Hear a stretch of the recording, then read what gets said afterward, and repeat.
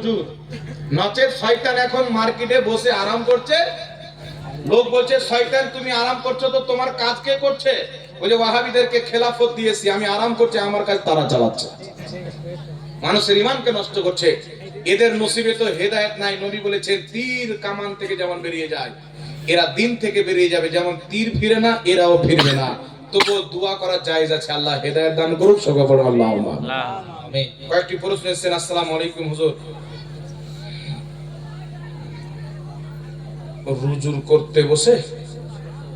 উজু করতে বসে ভুল মাঝে সব সময় খৈনি খায়, আমাদের ইমামের পিছনে নামাজ হবে কিনা? মানে ইমাম খৈনি খায়, ইমাম সাহেব খৈনি খায় ভুল মাঝে। দেখেন বিরাদর ইসলাম, ইসলামে যেটাকে হারাম বলেনি সেটাকে পৃথিবীর কেউ হারাম বলতে পারে না। হারাম করার মালিক আল্লাহ এবং আল্লাহর রাসূল।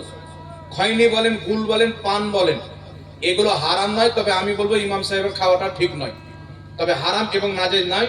ইমাম সাহেব সুন্দরভাবে মুখকে পরিষ্কার করে যদি সাফ সুতরো করে নামাজ পড়ায়, মুখে কোন রকম গন্ধ না থাকে, তাহলে তার পিছনে নামাজ হয়ে যাবে। তবে আমি পরামর্শ দিব ইমাম সাহেব এগুলো খেয়ে না, একজন ইমাম সাহেব ভালো হয়ে থাকে।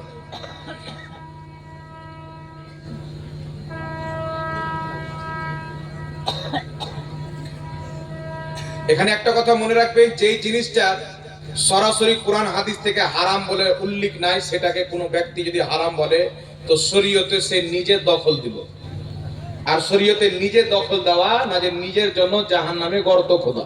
কথা হচ্ছে তারও পর্যন্ত হালাল ছিল যতদিন পর্যন্ত আল্লাহ হারাম বলে ঘোষণা করেনি। অনেক সাহাবীও দারু পান করতেন, নামাজে যেতেন তবুও পান করতেন। আল্লাহ আয়াত নাজিল করলেন, লা তাকরাবুস সালাত ওয়া আনতুম সুকরা, তোমরা যখন নামাজের কাছে আসবে তখন দারু পান করি না, অন্য টাইমে পান করো, নামাজের টাইমে পান করিও না। পরবর্তীতে আল্লাহ পাক দারুকে হারাম করে দিলেন, তো ওকে পান করাই হারাম হয়ে গেল। কথা বুঝতে পারছেন? এই জন্য সাহাবায়ে কেরামের মধ্যে একজন ইবনে উমারকে বললেন, হুজুর অমুক সাহাবী তারি পান করলেন, খেজুরের রস। তো তিনি বললেন, তাকে কি নাশা লেগেছেন? বলছেন না, নাশা লাগেনি, তাহলে তার জন্য হারাম হবে না।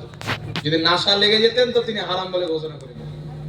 তো এইগুলো জিনিস, পান, গোল, এইগুলো স্বাস্থ্যের পক্ষে ক্ষতিকারক।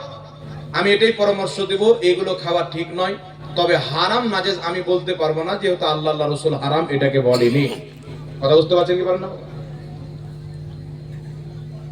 প্রথমে সুন্নি ছিল, পরে দেওবন্দি হয়েছে, সেই মারা যাওয়া তার জানাজার নামাজ আমাদের সুন্নি মাওলানা পড়া যাবে কিনা?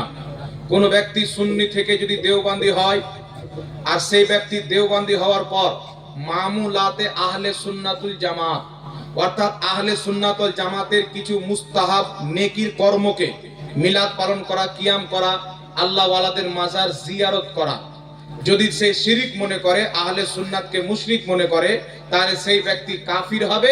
এমন ব্যক্তির কুফরিকে জানার পর যদি কোনো ইমাম জানাজার নামাজ পড়িয়ে দেয়, সেই ইমামও কাফির হয়ে যাবে, তার বিবি তালাক হয়ে যাবে। আর যদি তার কুফরি আকীদা তার নজরে না পড়ে, গুমরাহ মনে করে পড়িয়ে দেয়, তবু ইমাম সাহেবকে আলাল এলান মুসাল্লিদের সামনে সাক্ষী করে তাকে তওবা করে কালেমাটা পড়ে নিতে হবে।